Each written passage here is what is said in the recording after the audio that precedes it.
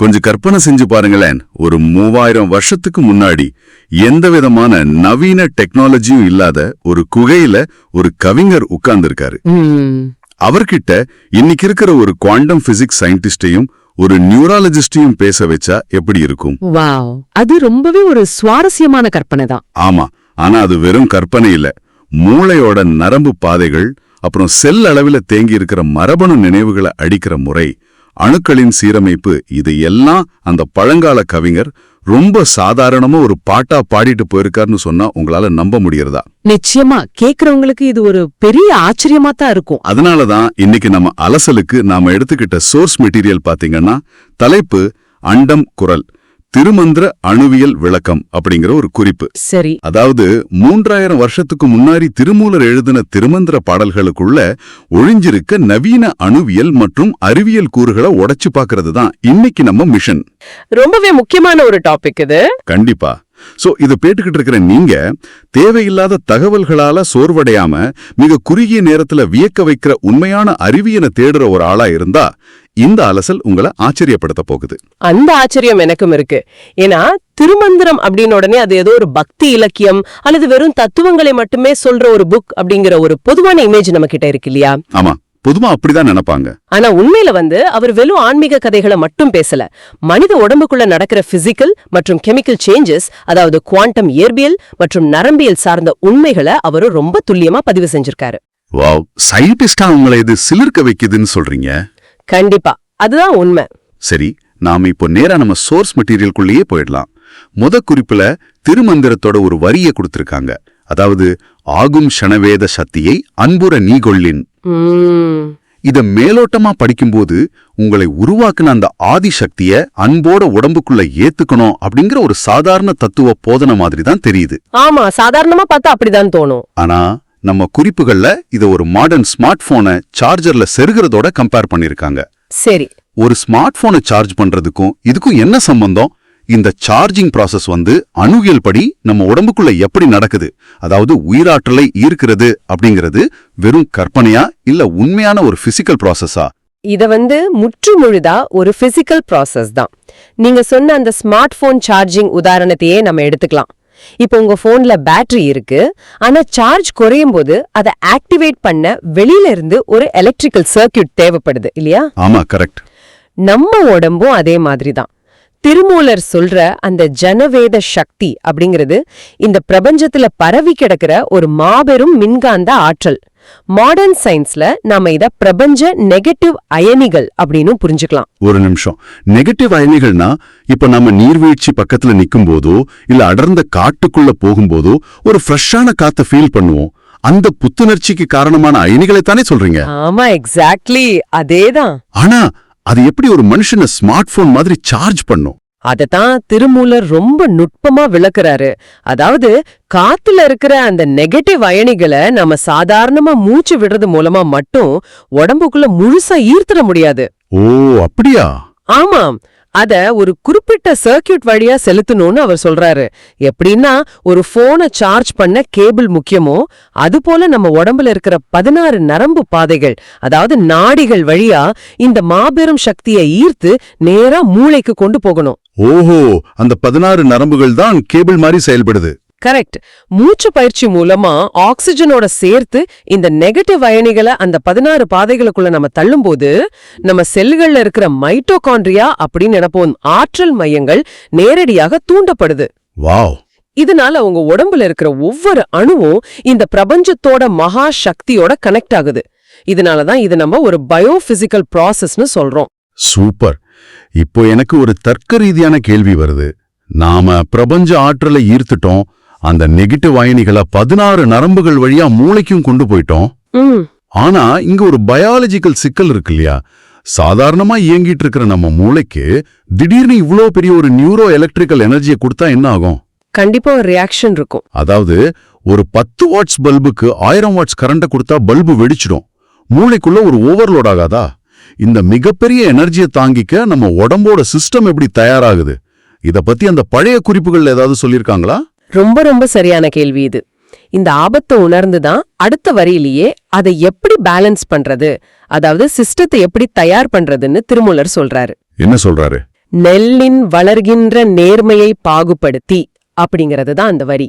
நெற்பயிரா? வரிசையில வளரும் அந்த நேர்த்திய அந்த வரிசைப்படுத்தல தான் அவர் மூளைக்கு செய்ய சொல்றாரு. வாவ், இங்கதான் விஷயம் ரொம்ப இன்ட்ரெஸ்டிங்கா போகுது. இந்த சோர்ஸ் நோட்ஸ்ல ஒரு கம்பேரிசன் பண்ணிருக்காங்க, அது எனக்கு ரொம்ப பிடிச்சிருக்கு. அதாவது நம்ம கம்ப்யூட்டர்ல இருக்கிற ஹார்ட் டிரைவை டீஃப்ராக்மெண்ட் பண்றது மாதிரி இது இருக்குன்னு சொல்லியிருக்காங்க. ஆமா, ரொம்பவே பொருத்தமான ஒரு உதாரணம் அது. ஆனா எனக்கு ஒரு டவுட். கம்ப்யூட்டர்ல டேட்டா கண்டபடி கிடந்தா நாம அதை டீஃப்ராக்ட் செஞ்சு ஃபைல்ஸ் எல்லாம் வரிசையா அடுக்கி கம்ப்யூட்டர் ஸ்பீட கூட்டுவோம். அது ஒரு டிஜிட்டல் டெக்னாலஜி. சரி, ஆனா நம்ம மூளை ஒரு ஹார்ட் டிரைவ் இல்லையே. மூளைக்குள்ள எப்படி டீஃப்ராக்மெண்டேஷன் நடக்கும்? பயாலஜிக்கலா அது எப்படி சாத்தியம்? இத மூளையோட அனாட்டமி அப்புறம் குவாண்டம் சயின்ஸோட இணைச்சு பாத்தீங்கன்னா உங்களுக்கு விட கிடைச்சிடும். எப்படி? திருமூலர் மூளை பள்ளத்தாக்குகள்னு எதை சொல்றாரு தெரியுமா? நம்ம மூளையோட மேற்பரப்புல இருக்கிற மேடு பள்ளங்களை தான். நியூராலஜில சல்சி மற்றும் கைரி அப்படின்னு சொல்லுவாங்க. ஓ, அந்த மடிப்புகள். ஆமா, அதேதான். அந்த பள்ளத்தாக்குகள்ல தான் தேவையில்லாத ரசாயன கழிவுகளும் முரண்பட்ட எண்ண அலைகளும் தேங்கி கிடக்குது. ஓஹோ. திருமூலர் சொல்ற அந்த பாகுபடுத்துதல் அப்படிங்கிறது மூளையில இருக்கிற அணுக்களையும் நரம்பு பாதைகளையும் ஒருமுகப்படுத்தி ஒத்திசைவா இயங்க வைக்கிறது. மாடர்ன் சயின்ஸ்ல இத பிரெயின் கொஹரன்ஸ் அப்படின்னு சொல்லுவாங்க. Brain coherence. ஆமா, அதாவது மூளையோட வெவ்வேறு பகுதிகள் தங்களுக்குள்ள ஒரு சீரான அதிர்வெண்ல ஃப்ரீக்வன்சில இணைஞ்சு செயல்படுறது. நீங்க சொல்றத பார்த்தா எனக்கு பிசிக்ஸ்ல வர ஒரு காந்தத்தோட உதாரணம் தான் ஞாபகத்துக்கு வருது. சொல்லுங்க. ஒரு சாதாரண இரும்புல பாத்தீங்கன்னா அதுல இருக்கிற அணுக்கள் தாறுமாறா சிதறி கிடக்கும். ஆனா அதே அணுக்களை ஒரே திசையை நோக்கி வரிசைப்படுத்திட்டா, அதாவது அலைன் பண்ணிட்டா, அந்த சாதாரண இரும்பு ஒரு சக்தி வாய்ந்த காந்தமா மாறிடும் இல்லையா? நீங்க சொல்றது இதத்தானா? எக்ஸாக்ட்லி, ரொம்ப சரியா படிச்சிட்டீங்க. ஓ, அந்த அட்டாமிக் அலைன்மெண்ட் நடந்தாதான் நாம முதல்ல பேசின அந்த நெகட்டிவ் அயோனிக்ஸோட முழு பவர் மூளைக்கு எந்த பாதிப்பும் இல்லாம போய் சேரும். புரிஞ்சது. மூளைய டீஃப்ராக்ட் பண்ணாம அணுக்களை வரிசைப்படுத்தாம நீங்க எவ்வளவு பெரிய எனர்ஜிய உள்ள கொண்டு வந்தாலும் அது வேஸ்டா போயிடும். இல்லனா நீங்க முன்னாடி சொன்ன மாதிரி மூளை ஓவர்லோட் ஆயிடும். சிதறி கிடக்கிற அணுக்களை ஒரு காந்தம் மாதிரி ஒரே நேர்கோட்டுல கொண்டு வர்றது தான் இந்த 2வது ஸ்டெப். இப்போ இந்த கற்பனைக்குள்ள கொண்டு வர விரும்புறேன். நீங்க இப்போ ஒரு பஸ்லயோ இல்ல ட்ரெயின்லயோ போயிட்டு இருக்கலாம். உங்க மனசுக்குள்ள நேத்து நடந்த ஒரு பிரச்சனை, நாளைக்கு ஆபீஸ்ல முடிக்க வேண்டிய வேலை அப்படின்னு பல எண்ணங்கள் தார்மாரா சிதறி கிடக்கலாம். உங்க மூளை இப்போ ஒரு காந்தம் இல்ல, அது அணுக்கள் சிதறி கிடக்கிற ஒரு சாதாரண இரும்பு. அந்த இரும்ப காந்தமா மாத்துறதுக்கு தான் இந்த நெற்பயிரின் நேர்மை தேவைப்படுது. ரொம்ப அருமையான ஒரு கனெக்ஷன் இது. சரி, இப்போ நாம 2 ஸ்டெப்பை தாண்டிட்டோம். பிரபஞ்ச ஆற்றல உடம்புக்குள்ள கொண்டு வந்தாச்சு, மூளையோட அணுக்களையும் காந்த மாதிரி சீரமைச்சாச்சு. மூளை இப்போ பவர்ஃபுல்லா இருக்கு. ஆமா, ஆனா இங்கதான் எனக்கு ஒரு பெரிய சந்தேகம் வருது.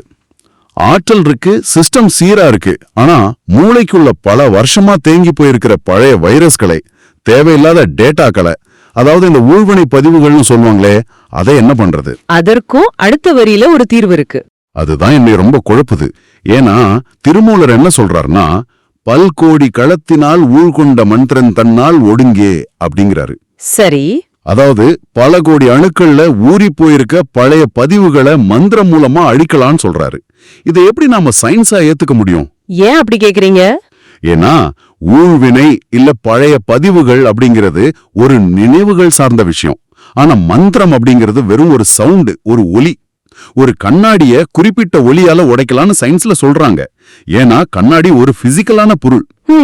ஆனா பிசிக்கலாவே இல்லாத ஒரு நினைவை, ஒரு கெட்ட வினைய வெறும் ஒலியான மந்திரம் எப்படி பிசிக்கலா உடைக்கும்? இது அறிவியலுக்கு முரணா தெரியலையா? மேலோட்டமா பார்த்தா முரணாதான் தெரியும். ஆனா ரொம்ப ஆழமா கவனிச்சிங்கன்னா இதுதான் இன்னைக்கு மெடிக்கல் வேர்ல்டோட ஒரு உச்சக்கட்ட கண்டுபிடிப்பு. அப்படியா? ஆமா, முதல்ல பதிவுகள் அல்லது ஊழ்வினை அப்படிங்கிறது வெறும் நினைவுகள் இல்ல, அது ஒரு பிசிக்கல் ரெக்கார்ட் அப்படிங்கறத நீங்க புரிஞ்சுக்கணும். மாடர்ன் எபிஜெனடிக்ஸ்ல செல்லுலார் மெமரி அப்படின்னு ஒரு டிபார்ட்மெண்ட் இருக்கு. ஓ, செல்லுலார் மெமரி. ஒரு மனுஷனோட மன அழுத்தம், கடந்த கால அதிர்ச்சிகள், பயம், இது எல்லாமே அவனோட மூளையில இருக்கிற செல்கள்லயும் அவனோட டிஎன்ஏலயும் ரசாயன பதிவுகளா தங்கிடுது அப்படிங்கறத இன்னைக்கு சயின்ஸ் ப்ரூவ் பண்ணிருக்கு. ஒரு நிமிஷம், அதாவது நம்மளோட கெட்ட நினைவுகளும் வினைகளும் மூளை நரம்புகள்ல ஒரு பிசிக்கல் ஸ்ட்ரக்சராவே மாறிடுதுன்னு சொல்றீங்களா? ஆமா, நிச்சயமா. பல கோடி அணுக்கள்ல தேங்கி இருக்கிற இந்த பதிவுகளை தான் திருமூலர் உள்கொண்ட பதிவு அப்படின்னு சொல்றாரு. வாவ், இப்போ மந்திரத்துக்கு வருவோம். மந்திரம் அப்படிங்கிறது ஏதோ ஒரு மேஜிக் வார்த்தை கிடையாது. அது ரொம்ப துல்லியமா டிசைன் பண்ணப்பட்ட ஒரு ஃப்ரீக்வன்சி, ஒரு அதிர்வெண். எக்ஸாக்ட்லி. நாம சத்தமாவோ இல்ல மனசுக்குள்ளேயோ ஒரு குறிப்பிட்ட அதிர்வெண்ல மந்திரங்களை உச்சரிக்கும் போது அது நம்ம தொண்டையில இருக்கிற குரல்வளை நரம்பான வேகஸ் நரம்ப தூண்டுது. ஓ, வேகஸ் நர்வ். ஆமாம், இந்த வேகஸ் நரம்பு நம்ம மூளையோட மைய பகுதியோட நேரடியாக கனெக்ட் ஆகியிருக்கு. இந்த மந்திர ஒலியோட அதிர்வுகள், அதாவது அக்கூஸ்டிக் வேவ்ஸ், இந்த நரம்பு வழியா மூளைக்கு சென்று பாராசிம்பத்தட்டிக் நர்வஸ் சிஸ்டத்தை தூண்டுது. சரி. அப்படி தூண்டும்போது நம்ம செல்கள்ல ரொம்ப நாளா இறுகி போயிருக்கிற அந்த பழைய ஸ்ட்ரெஸ் பதிவுகளை, அதாவது அந்த முரண்பட்ட நரம்பு பின்னல்களை பிசிக்கலாவே சிதைக்குது. நிஜமாவா? ஆமாம். மெடிக்கல் ஃபீல்டுல அல்ட்ராசவுண்ட் வேவ்ஸ பயன்படுத்தி கிட்னி ஸ்டோன்ஸ உடைக்கிறாங்க இல்லையா, அதே மாதிரி மந்திரம் அப்படிங்கிற ஒரு அதிர்வெண்ணை கொண்டு மூளை செல்கள்ல இருக்கிற தேவையில்லாத பழைய பதிவுகளை உடைச்செறிய முடியும். வாவ், எனக்கு இப்பதான் இது முழுசா புரியுது. அதாவது பல்கோடி களத்தினால் அப்படிங்கிறது நம்ம உடம்புல இருக்கிற பல கோடி செல்கள் மற்றும் அணுக்களை குறிக்குது. அதேதான். அந்த அணுக்கள்ல டிஎன்ஏ லெவல்ல தேங்கி போயிருக்கிற பழைய ரெக்கார்ட்ஸ மந்திரம் அப்படிங்கிற ஒரு சவுண்ட் ஃப்ரீக்வன்சியை வச்சு தாக்கும்போது அந்த பதிவுகள் செதஞ்சு அழிஞ்சு போகுது. இது முற்றுமுழுதா ஒரு நியூரோ அகாஸ்டிக் சயின்ஸ். அப்சல்யூட்லி. ஆனா அந்த வரியோட கடைசியில ஒடுங்கே அப்படின்னு ஒரு வார்த்தை வருதே.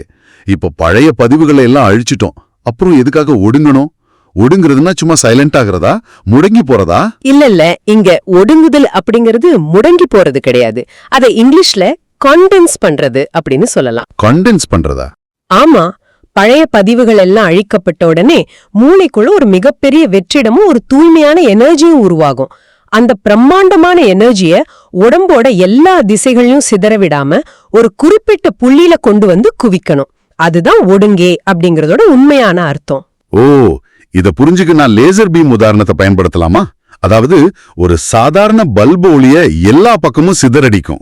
ஆனா லேசர் அப்படிங்கிறது ஒட்டுமொத்த ஒளியையும் சிதற விடாம ஒரே புள்ளியில ஒடுக்கி அல்லது குவித்து செலுத்தும். கரெக்ட். அப்படி குவிக்கப்படும் போது அதோட பவர் பல மடங்கு அதிகமாகும் இல்லையா? அதே மாதிரி நம்மளோட ஒட்டுமொத்த எனர்ஜியையும் உடம்போட ஒரே புள்ளியில குவிக்கிறதுன்னு சொல்லலாமா? ரொம்ப ரொம்ப சரியான ஒரு உதாரணம் இது. தேவையில்லாத எண்ணங்களை ஒடுக்கி நம்ம ஒட்டுமொத்த ஆற்றலையும் ஒருமுகப்படுத்தி உடம்போட உச்சியான சிரசு பகுதியில, அதாவது பீனியல் கிளாண்ட் இருக்கிற இடத்துல குவிய செய்யறதுதான் இதோட நோக்கம். வாவ். அந்த இடத்துல எனர்ஜிய குவித்து மகா ஒளியில கலக்கிற இந்த அட்டாமிக் ப்ராசஸ தான் மரணமில்லா பெருவாழ்வுக்கான ரகசியம்னு திருமூலர் சொல்றாரு. அப்படியா? ஆமா. பல கோடி அணுக்களையும் ஒருமுகப்படுத்தி அதிர்வெண்களால பழைய மரபணு பதிவுகளை அழிச்சு ஒரு முழுமையான பிரெயின் கோஹிரன்ஸ உருவாக்குறது அப்படிங்கிறது இன்னைக்கு இருக்கிற குவாண்டம் சயின்ஸும் நியூராலஜியும் சேர்ந்து பார்க்கிற ஒரு உச்சக்கட்ட புள்ளி. உண்மையிலேயே இது ஒரு மிகப்பெரிய சயின்ஸ் ஜர்னி தான். ஒரு மனித உடல் அப்படிங்கிற இந்த பிரம்மாண்டமான இயந்திரத்தை அட்டாமிக் லெவல்ல எப்படி ஆபரேட் பண்றது அப்படிங்கிறதுக்கான ஒரு மேனுவல் தான் இந்த திருமந்திர பாடல்கள் அப்படிங்கிறது இப்போ ரொம்ப ஆணித்தரமா புரியுது. கண்டிப்பா. சோ கேட்டுக்கிட்டு இருக்கிற உங்களுக்காக இன்னைக்கு நம்ம டீப்பா அலசின இந்த முழு ப்ராசஸையும் ஒரு சின்ன சங்கிலி தொடர் மாதிரி நான் சுருக்கமா ஞாபகப்படுத்துறேன். சொல்லுங்க. ஸ்டெப் 1, ஆகும் சனவேத சக்தி. அதாவது நம்ம ஸ்மார்ட் போனை சார்ஜ் பண்ற மாதிரி பிரபஞ்சத்தோட நெகட்டிவ் அயனிகளை நம்மளோட 16 நரம்பு பாதைகள் வழியா ஈர்த்து மூளைக்கு கொண்டு போய் நம்ம பாடி பேட்டரியை சார்ஜ் பண்றது. எக்ஸாக்ட்லி. ஸ்டெப் 2, நெல்லின் வளர்கின்ற நேர்மை. உள்ள வந்த அந்த மாபெரும் எனர்ஜியால சிஸ்டம் ஓவர்லோட் ஆகி வெடிச்சிடாம இருக்க மூளை பள்ளத்தாக்குகள்ல இருக்கிற கழிவுகளை நீக்கி நெற்பயிரோட கணுக்கள் மாதிரி அணுக்களை ரொம்ப நேர்த்தியா அலைன் பண்றது. சிதறி கிடக்கிற இரும்ப காந்தமா மாத்துறது போன்ற மூளை ஒத்திசைவு. ஸ்டெப் 3, மந்திரம் தன்னால் ஒடுங்கே. எனர்ஜி வந்தாச்சு, பாதையும் கிளியர் ஆயிடுச்சு. இப்போ மூளை செல்கள்ல டிஎன்ஏ லெவல்ல தேங்கி இருக்கிற பழைய அதிர்ச்சிகள், ஊழ்வினை பதிவுகளை மந்திரம் அப்படிங்கிற துல்லியமான அதிர்வெண்ணை கொண்டு அழிச்சிட்டு ஒட்டுமொத்த ஆற்றலையும் ஒரு லேசர் பீம் மாதிரி ஒரு புள்ளில குவிக்கிறது. சூப்பர். ரொம்ப அருமையா சமரைஸ் பண்ணிட்டீங்க. இந்த புரிதலோட நாம திருமந்திரத்தை படிக்கும்போது அது வெறும் சாதாரண வார்த்தைகள் இல்ல, நம்மளோட ஹியூமன் பயோ என்ஜினியரிங்க விளக்குற ஒரு ப்ளூ பிரிண்ட் அப்படிங்கிறது ஒவ்வொருத்தருக்கும் நிச்சயமா புரியும். நிச்சயமா. இன்னைக்கு நம்ம கூட இணைஞ்சு எந்த விதமான குழப்பமும் இல்லாம ரொம்ப சயின்டிபிக்கா இந்த ஆழமான விஷயங்களை விளக்குனதுக்கு உங்களுக்கு மிக்க நன்றி. ரொம்ப சந்தோஷம். இந்த அலசலை கேட்டுக்கிட்டு இருக்கிற உங்களுக்கு நான் கடைசியா ஒண்ணு மட்டும் சொல்லிக்க விரும்புறேன். இத கொஞ்சம் சிந்திச்சு பாருங்க. 3000 வருஷத்துக்கு முன்னாடி செல்லுலார் ஸ்ட்ரக்சர்ஸ், எபிஜெனடிக்ஸ், பிரெயின் கோஹைரன்ஸ், அப்புறம் ஃப்ரீக்வன்சி மாதிரியான மாபெரும் அறிவியல் உண்மைகளை சாதாரண மனுஷங்களுக்கு அவர் விளக்க வேண்டியிருந்துச்சு.